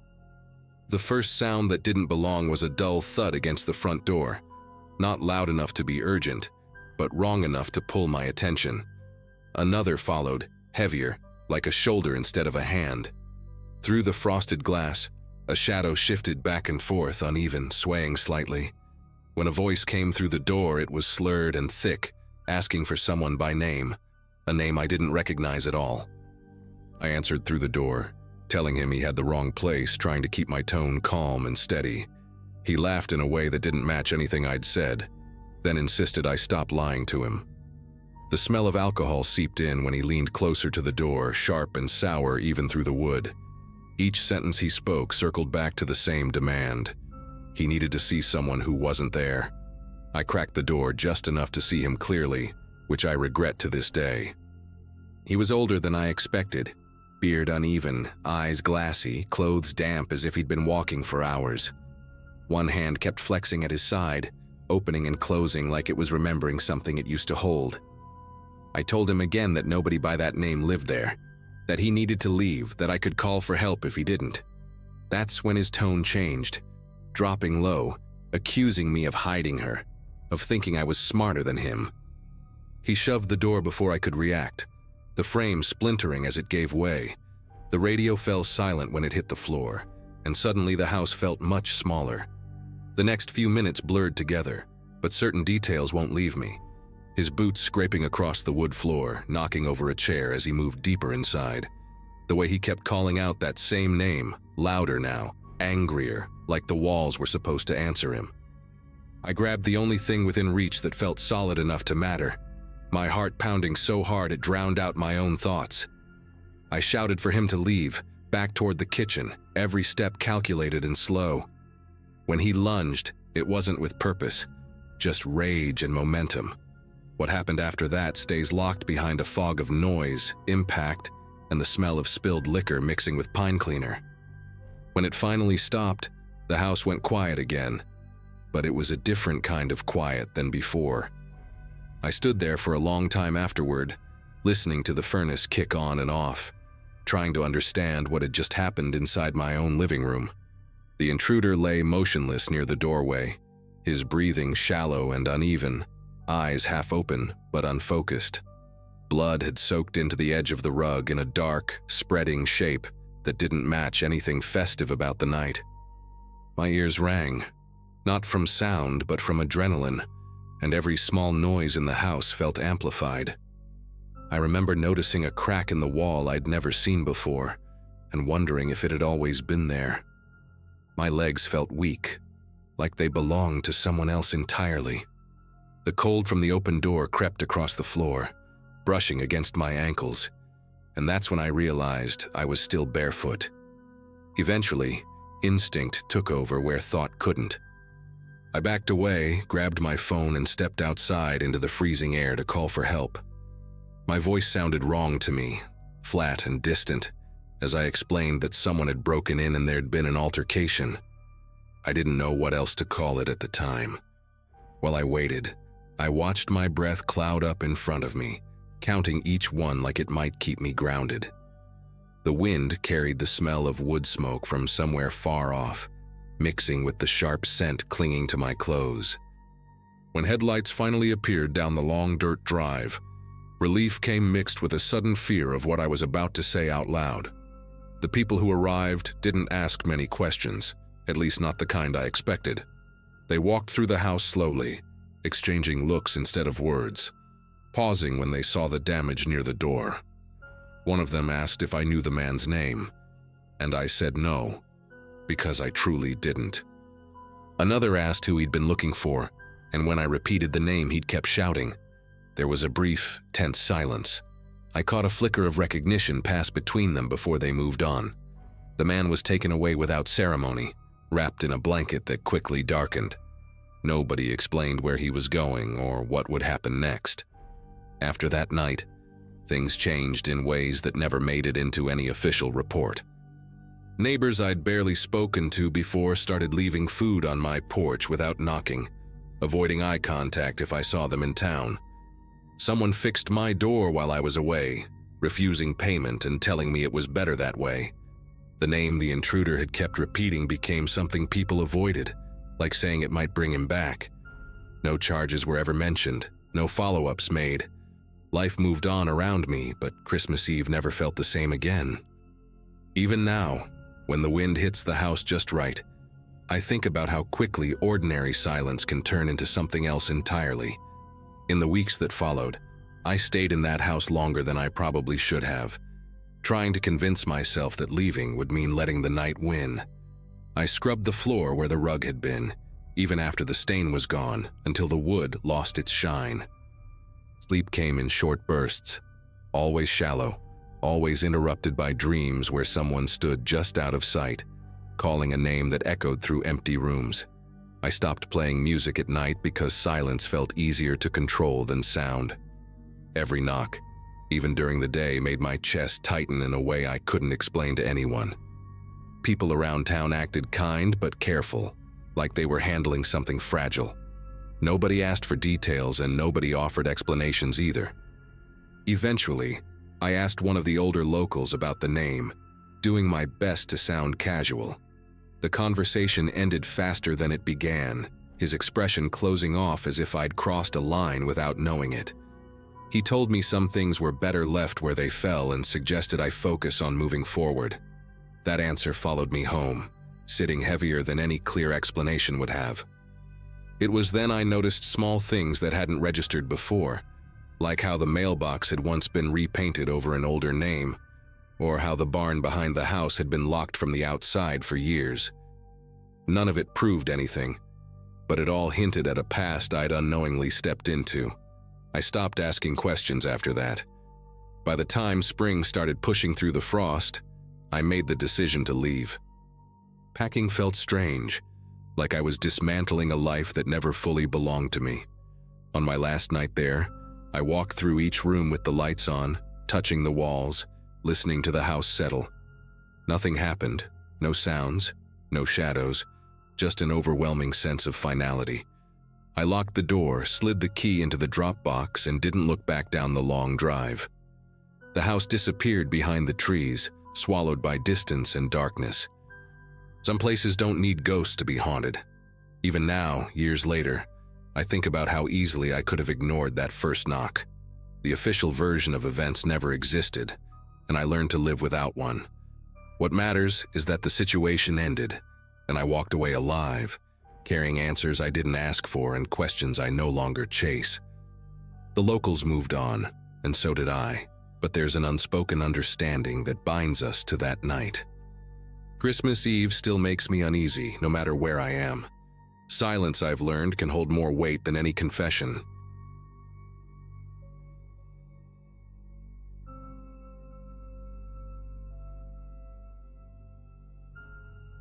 The winter after the separation felt unreal, like life was happening a few inches to the left of where it should have been. At that point, I was living in a rented townhouse with my 2 kids, trying to keep routines intact while everything else shifted under our feet. Money was tight, emotions were tighter, and the holidays only magnified what was broken. I worked mornings at a logistics office and afternoons were a blur of homework, grocery lists, and pretending things were normal. Christmas Eve arrived with that forced cheer people wear when they're exhausted but determined. I remember thinking that if we could just get through that day, maybe the worst was behind us. The kids were excited in that quiet, cautious way children get after a big change. I was focused on keeping the peace, even if it meant swallowing my own discomfort. The knock came in the early evening, sharp and deliberate, not the casual tap of a neighbor. Opening the door, I was met by my ex standing too straight, coat zipped all the way up, eyes locked past me toward the hallway. He hadn't told me he was coming, which was already against what we'd agreed through lawyers. His voice was calm, almost rehearsed, as he said he deserved time with the kids on Christmas Eve. There was something unsettling about how he avoided looking at me, like I was furniture in my own house. He insisted it should be just him and them. No distractions, no arguments. I remember the smell of cold air and peppermint gum when he stepped inside. Every instinct told me this was a bad idea, but I was tired of fighting and didn't want a scene in front of the kids. They sat together in the living room while I hovered in the kitchen, pretending to clean already clean counters. Laughter drifted in short bursts, then long stretches of silence that made the house feel hollow. At one point, I heard him talking about how families are supposed to stay together, how kids need both parents under one roof. His tone wasn't angry, just flat, like he was stating facts no one else could see. I checked the clock more times than I can count, noticing how slowly the minutes crawled. When I finally went to check on them, he suggested taking them for a drive to look at lights, saying it would be their special tradition. Against my better judgment, I agreed, setting a clear return time and watching their car disappear down the street. Hours passed with no word. Calls went straight to voicemail, texts sat unread, and the unease grew into something heavier that pressed on my chest. When the car finally returned, only one door opened. He said our youngest wanted to stay somewhere special, that it was a surprise and I should trust him. The way he said trust made it sound like a test. Panic took over as I realized my child wasn't there, shoes and jackets still by the door, favorite stuffed animal missing too. I locked the door, called the police, and watched his composure crack for the first time. As officers arrived and began asking questions, it became clear this wasn't impulsive. He had packed clothes, withdrawn cash, and written notes about starting over the right way, convinced he alone could fix what we broke. The house filled with voices and radios, the kind of controlled chaos that makes everything feel unreal. Officers moved through each room while I answered the same questions over and over, my words starting to sound foreign even to me. One detective, a woman named Marissa, knelt to my child's level, gently asking what their last moments together looked like. My oldest described the drive, the quiet music, the way their parent kept glancing at the rearview mirror instead of the road. There was mention of a notebook in the car, something filled with scribbles and underlined sentences. When they brought it back later, I saw phrases about rebuilding trust and correcting mistakes, written in a careful, almost childlike handwriting. It felt less like a diary and more like instructions. That's when the fear shifted into something colder and sharper. Search efforts started almost immediately, spreading out from our neighborhood while Christmas lights blinked on nearby houses. I stood on the porch wrapped in a blanket someone handed me, listening to dogs bark in the distance and radios crackle with updates. Every passing minute felt stolen, like time itself was complicit in what was happening. Marissa stayed close, explaining each step in a steady voice, telling me where they were looking and why. They traced his route through traffic cameras and toll records, piecing together a path that led away from anything familiar. A receipt found in the car pointed towards supplies meant for an extended stay. Hearing that confirmed what I'd been trying not to accept. This wasn't about a holiday visit. It was about control, wrapped in the language of love. As the night deepened, a call came through that changed the tone of the room. They had located a vehicle matching the description near a remote cabin owned by a distant relative. Officers moved quickly, coordinating quietly as if sound itself might ruin everything. I was driven there by Marissa, the road stretching endlessly ahead, headlights cutting through darkness that seemed too thick. When we arrived, the place looked untouched, smoke rising from a chimney. a single window glowing faintly. I remember gripping the door handle as voices outside called out, the tension hanging heavy in the cold air. A child's cry broke through the stillness, raw and unmistakable. Relief and terror collided in a way I still can't fully describe. They brought my child out wrapped in a jacket far too big, eyes wide but alert, clutching that familiar stuffed animal like an anchor.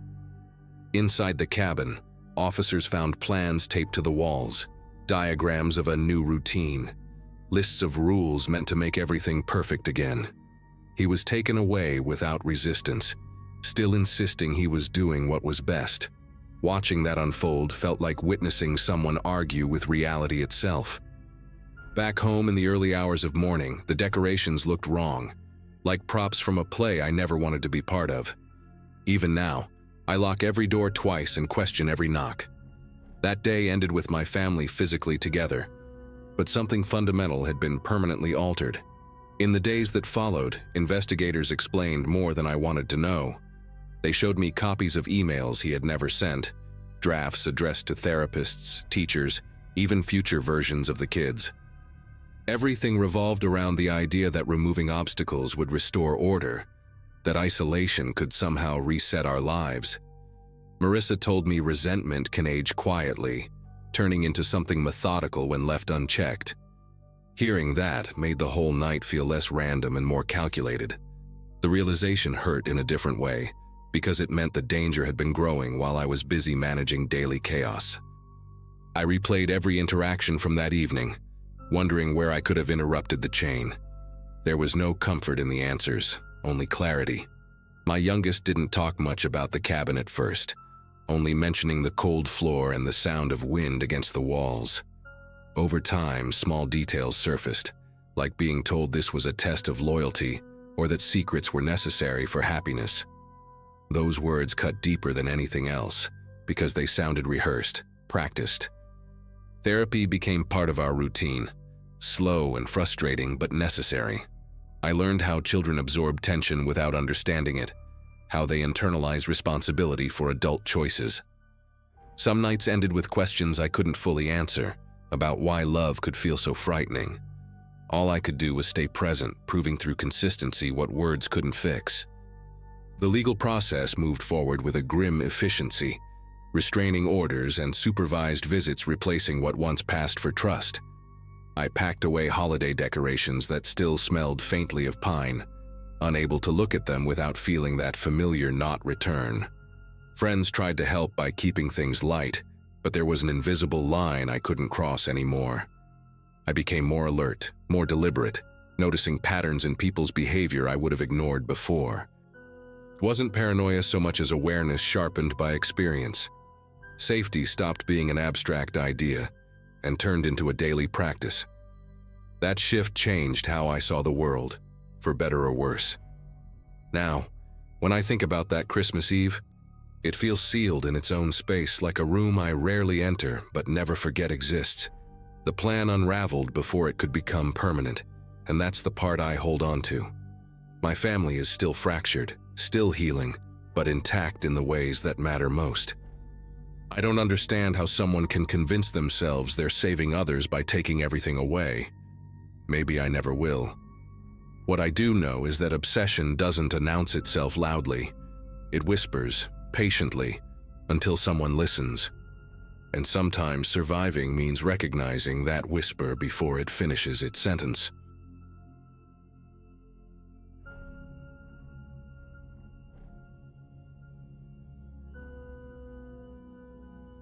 Christmas week had already been chaotic before the snow even started. I had driven out to my aunt's place to help her host a small family gathering, expecting a loud house, too much food, and a couple of uncomfortable nights on an old couch.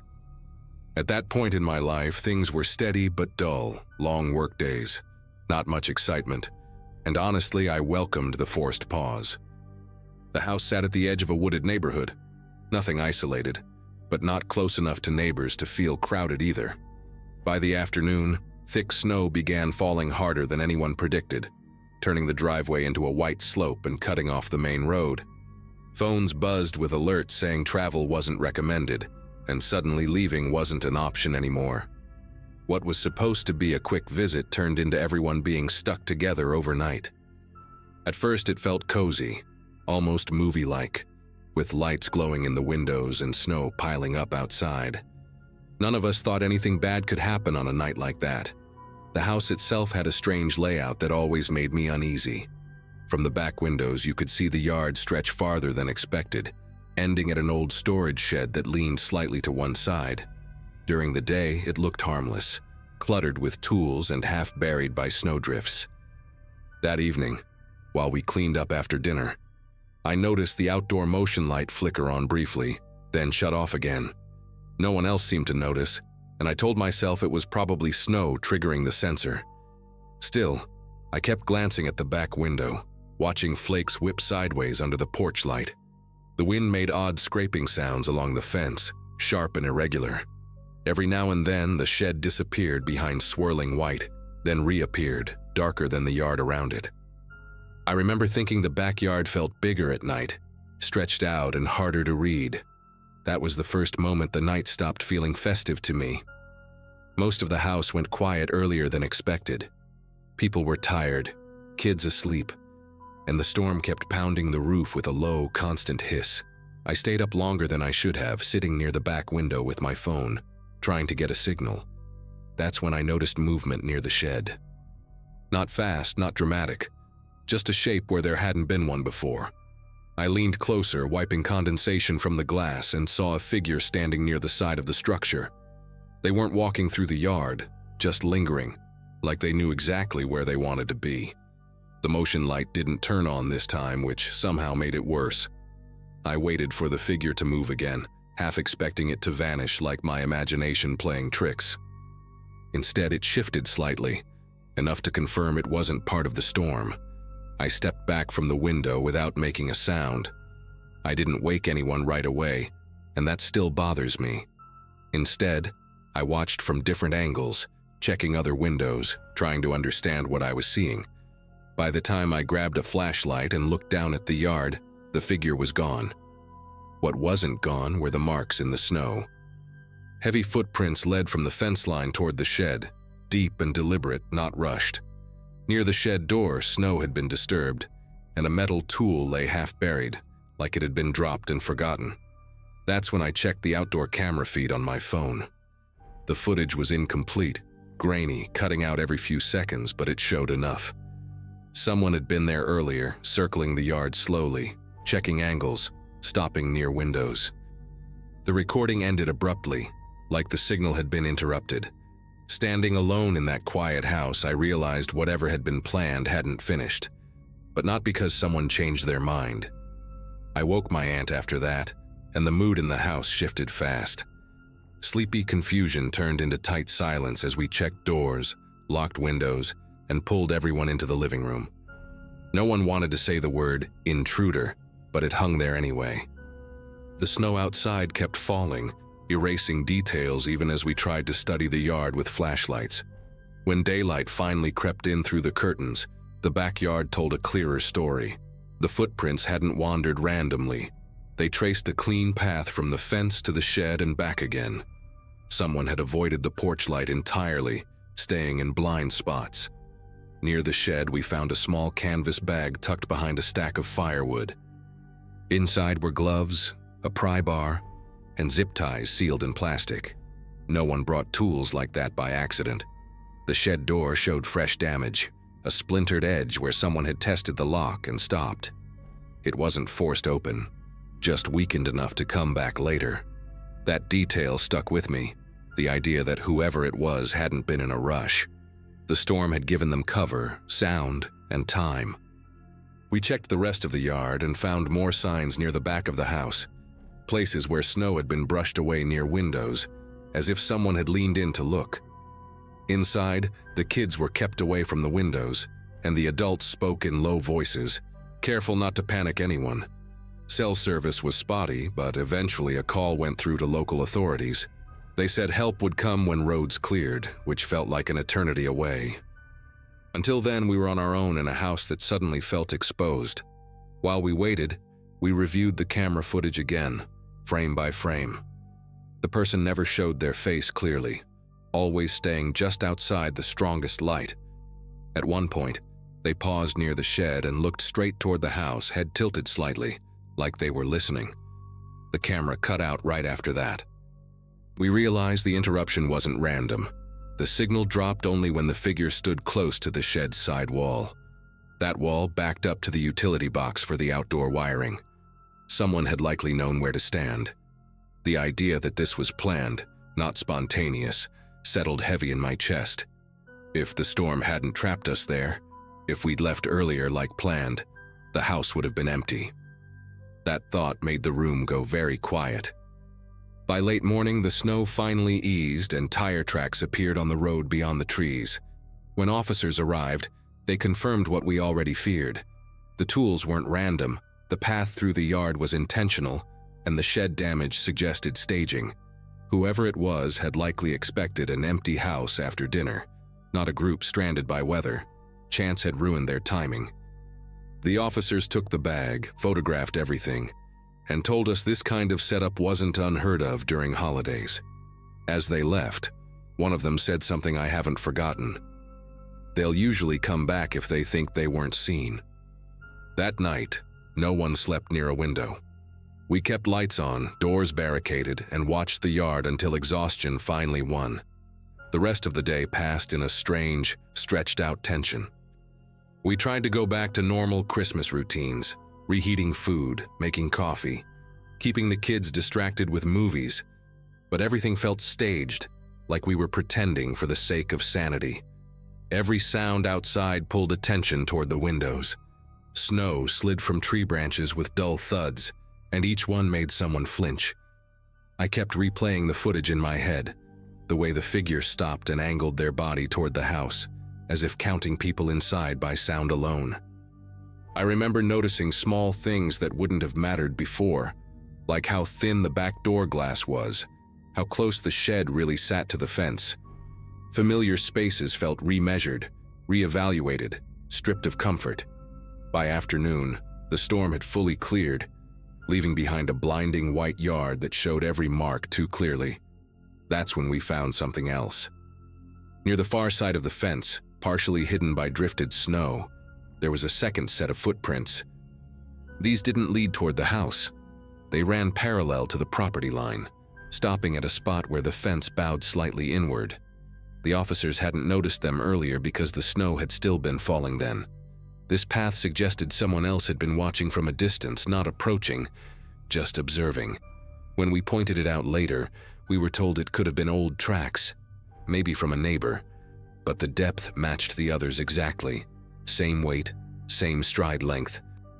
That detail sat wrong with me. It suggested patience, coordination, maybe even a backup plan that never got used. Whatever had been interrupted wasn't small. By evening, the roads were finally clear enough for us to leave. Packing up felt rushed and quiet. Nobody joking, nobody lingering. Before getting in my car, I walked one last time to the back of the house with my aunt. She locked the shed with a new padlock, heavier than the old one, her hands moving faster than usual. The yard looked peaceful again, almost harmless, but I couldn't stop imagining how different it would have felt arriving to an empty house. On the drive home, I kept checking my mirrors, not because I saw anything, but because my sense of privacy felt permanently cracked. The idea that chance alone had changed the outcome made it harder to shake. There was no dramatic confrontation, no face to remember, just evidence and intention left behind. Nothing else ever happened at that house. No break-ins, no return visits, no arrests. Life moved on the way it always does, slowly covering the memory with routine. Still, every Christmas since then, heavy snow makes my chest tighten. I think about how easily plans form in someone else's mind, unseen, waiting on timing. Whatever had been meant for that night didn't vanish. It simply lost its moment. And knowing that the only thing standing between safety and something far worse was a weather report feels more unsettling than any clear explanation ever could.